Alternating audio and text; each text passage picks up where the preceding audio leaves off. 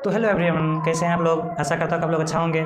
तो आज जैसा कि आज क्लास 10 का संस्कृत का सिलेबस स्टार्ट करने वाले हैं, तो अब सभी स्टूडेंट को स्वागत है। इस 9th से 10th में जाने वाले सभी स्टूडेंट को स्वागत है। और आइए हम लोग बात करते हैं कि क्लास 10th होता क्या है। इससे पहले हम 9th तक की पढ़ाई किए, इसके बारे में जानेंगे। जैसे कि आज 9th तक में हम कहीं भी किसी तरह की बोर्ड एग्जाम नहीं देखे, लेकिन 10th एक ऐसी सीढ़ी है जिसको प्रथम सीढ़ी माना गया है। क्लास 10 का प्रथम सीढ़ी जो कि बहुत ही अच्छी तरीक़ा से चढ़ी जाती है। अगर पहली सीढ़ी अगर इसको पार कर जाए तो फिर बाकी की सीढ़ी आसानी होती है चढ़ने में। तो प्रथम सीढ़ी चढ़ने के लिए जैसे क्लास 10th में हम यहाँ नेशनल लेवल पे, स्टेट लेवल पे एग्ज़ाम देंगे, तो वहाँ पे हमारी क्या है, वहाँ पे देखी जाएगी क्या कारनामा है मेरा, क्या पढ़ाई है मेरा। तो हर चीज़ के को हम वहाँ पे स्टेट लेवल पे दिखाएंगे। यानी हम लोग का BSc भी पैटर्न है। BSc पैटर्न पे हम लोग एग्ज़ाम देंगे, तो इसमें संस्कृत 100 नंबर में पूछा जाता है, ठीक ना। 100 नंबर 100 पूर्णांक का होता है संस्कृत का एग्ज़ाम, जिसमें से 50 पूर्णांक का ऑब्जेक्टिव होता है, 50 पूर्णांक का ऑब्जेक्टिव और 50 पूर्णांक का सब्जेक्टिव होता है, ठीक है।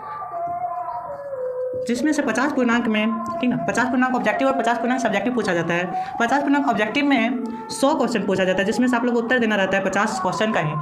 तो 100 क्वेश्चन पूछने के बाद 50 क्वेश्चन का उत्तर देना है, जिसमें 45 क्वेश्चन लगभग किताब से आता है, बुक से। बाकी 55 क्वेश्चन जो है, 55 क्वेश्चन ये आता है आप लोग को ग्रामर से, संस्कृत ग्रामर से, यानी संस्कृत व्याकरण से।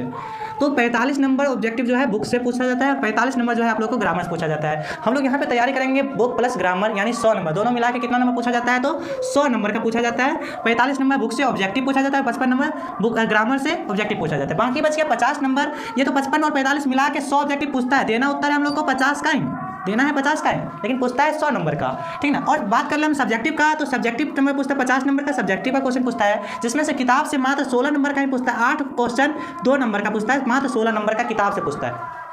बाकी 34 नंबर आप लोग को ग्रामर से पूछता है, जैसे कि इसमें से हो गया गद्यांश, हो गया आवेदन पत्र, हो गया, ठीक ना, जैसे शब्द ये क्या कहते हैं इसको, अनुवाद हो गया, ठीक ना। बाकी चीज़ों इससे पूछता है संस्कृत ग्रामर से, ठीक ना, 34 नंबर का। और 16 नंबर आपको क्या पूछता है, सिर्फ किताब से, बुक से सिर्फ 16 नंबर का 2-2 नंबर का 8 क्वेश्चन सब्जेक्टिव। वो भी बात कर ले कि वो भी क्वेश्चन संस्कृत में नहीं बल्कि हिंदी में पूछता है, ठीक है। हिंदी रूपांतरण में हिंदी से क्वेश्चन पूछता है 8 क्वेश्चन, जिसका मार्क्स रहता है 2-2 नंबर का, यानी कुल 16 नंबर का। तो आप लोग को अभी लगता होगा कि संस्कृत कुछ हार्ड विषय है, तो संस्कृत हार्ड नहीं बल्कि इसको आसान बनाने हम यहाँ पे आए हैं।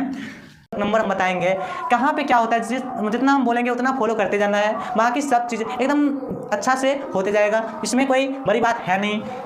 बोर्ड एग्ज़ाम अभी माइंड में आप लोग को आता होगा कि ये हम एग्ज़ाम कैसे देंगे, कितना डिफ़िकल्ट होगा, वहाँ पे हम कैसे बनाएंगे, हमको संस्कृत पढ़ने तक नहीं आता है। तो आपको अगर पढ़ने तक नहीं आता है तो भी हम आपको बहुत आसानी से और आगे तक इतना अच्छा से बताएंगे, एक एक चीज़ को बताएंगे जो आपको संस्कृत इतना मज़ा किसी विषय में नहीं आने वाला है, ठीक ना। तो संस्कृत की बात कर लिए हम कि नंबर पूछता है 100 का, जिसमें 50 ऑब्जेक्टिव प्लस 50 सब्जेक्टिव, ठीक ना। और 50 ऑब्जेक्टिव में भी 45 बुक से और 55 ग्रामर से, जिसमें आंसर देना सिर्फ 50 का ही। हम अगर किताब का भी 45 पढ़ लिए तो भी मेरा 45 बन जाएगा, 5 तो ग्रामर वैसे भी मार देंगे, पढ़ेंगे अगर नहीं भी पढ़ेंगे तो। लेकिन अगर मेरे साथ बने रहिएगा, 45 का 45 क्वेश्चन आपका कहीं नहीं जाने वाला है। 45 से 50 जो भी क्वेश्चन पूछेगा बुक से, एक भी क्वेश्चन कहीं नहीं जाने वाला है। सब एकदम ईजी तरीका से आपको पढ़ने के बाद बनेगा। अभी एक भी क्वेश्चन नहीं बनेगा, लेकिन पढ़ने के बाद आपको एक ऐसा ऑब्जेक्टिव नहीं मिलेगा जो आपसे नहीं बनेगा, ठीक है। तो इसकी बात तुम कर लिए। सब्जेक्टिव में भी हम बात कर लिए कि 16 नंबर जो पूछता है किताब से पूछता है, 34 नंबर जो पूछता है ग्रामर से पूछता है, ठीक ना। तो आज देखिए संस्कृत में कुल पाठ किताब 2 पार्ट में है। जैसे पार्ट नंबर है तो 2 पार्टों में किताब को बांटा गया है, 2 पार्टों में, जिसमें से हम फर्स्ट पार्ट में 14 लेसन है, यानी 14 पार्ट है। 14 पार्ट को एकदम बढ़िया तरीका से अगर पढ़ लिए तो 16 नंबर का सब्जेक्टिव प्लस 45 नंबर का ऑब्जेक्टिव क्वेश्चन, 45 से 50 क्वेश्चन पूछता है, मेरा आसानी तरीका से बन सकता है। 50 ऑब्जेक्टिव प्लस 16 नंबर सब्जेक्टिव, इससे आसानी तरीका, एकदम आसान तरीका से बनेगा। इसमें कोई बड़ी बात है नहीं, सिर्फ हमारे साथ जुड़े रहिए, हमारे साथ बने रहिए और इस चैनल के साथ बने रहिएगा, बाकी सब कुछ आसान तरीका से होते जाएगा। तो आज ये इंट्रोडक्शन संस्कृत का है। हम नेक्स्ट क्लास में संस्कृत का पार्ट 1 स्टार्ट करेंगे, जिसका नाम है मंगलम, ठीक ना, जिसका नाम है मंगलम पार्ट, ठीक ना। मंगलम है जिस पार्ट में पाँच जो है पद संकलित है, 5 पद में उसमें उपनिषद की चर्चा किया गया है, जिसमें 5 पद में 4 उपनिषद की चर्चा किया गया है। जैसे हो गया पहला उपनिषद है, उसमें ईशावास्य उपनिषद, कुल उपनिषद की संख्या है 108, कुल उपनिषद की संख्या कितना है 108 है। वेद की संख्या आप लोग को बताइएगा, वेद की संख्या कुल कितनी होती है, तो वेद की संख्या कुल होती है 4, जिसमें हम लोग पहला पढ़ते ऋग्वेद, दूसरा पढ़ते हम लोग सामवेद, दूसरा पढ़ते हैं हम लोग सामवेद, तीसरा पढ़ते हैं हम लोग ऋजुवेद और चौथा पढ़ते हैं हम लोग अथर्ववेद।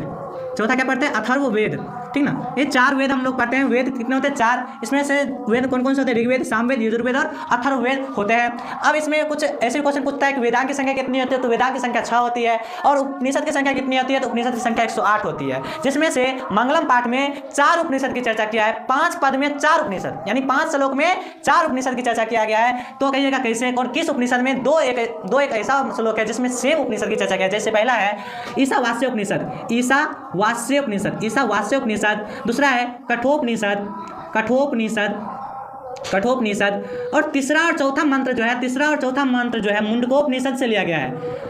तीसरा और चौथा उपनिषद जो है मुंडकोपनिषद से लिया गया है, तीसरा और चौथा। और लास्ट जो है वह श्वेताश्वर उपनिषद से लिया गया है, ठीक है, श्वेताश्वतर उपनिषद से लिया गया। ये 4 उपनिषद जो है मंगलम पाठ में 5 श्लोक 4 उपनिषद से लिया गया है। इसके बारे में हम नेक्स्ट क्लास में एकदम विस्तार पूर्वक पढ़ेंगे। आप लोग जुड़ना नहीं भूलिएगा।